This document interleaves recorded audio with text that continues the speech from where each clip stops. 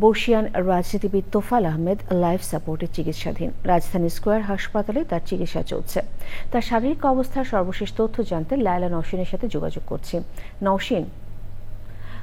নওশিন, তোফায়েল আহমেদের শারীরিক অবস্থা সম্পর্কে আপনার কাছে কি তথ্য রয়েছে আমাদেরকে জানাবেন।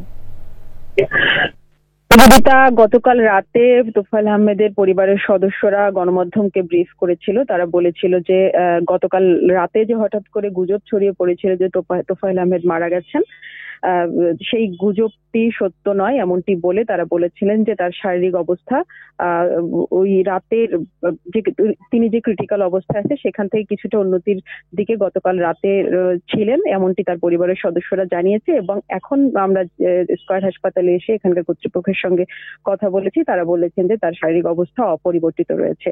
আওয়ামী লীগের প্রবীণ নেতা এবং সাবেক মন্ত্রী তোফায়েল আহমেদের শারীরিক অবস্থা নিয়ে কিন্তু গত প্রায় এক সপ্তাহ ধরে বিভিন্ন ধরনের তার মৃত্যুর বিভিন্ন ধরনের গুজব বিভিন্ন মাধ্যমে প্রকাশ হচ্ছিল।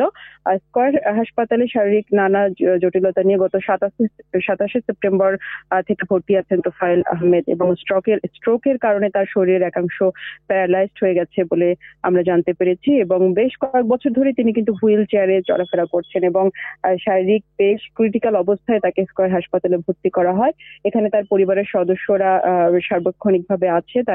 আমরা কথা বলেছি, তার মেয়ে এবং জামাতা বিভিন্ন ভাবে আসা যাওয়া করছে হাসপাতালে। যদিও পরিবারের সদস্যদের সঙ্গে আমরা এই মুহূর্তে আজকে কথা বলতে পারিনি, তবে হসপিটাল কর্তৃপক্ষের সাথে কথা বলেছি। তারা বলেছেন গতকাল রাত পর্যন্ত তার শারীরিক অবস্থা যেমন ছিল এখনো তেমনই রয়েছে।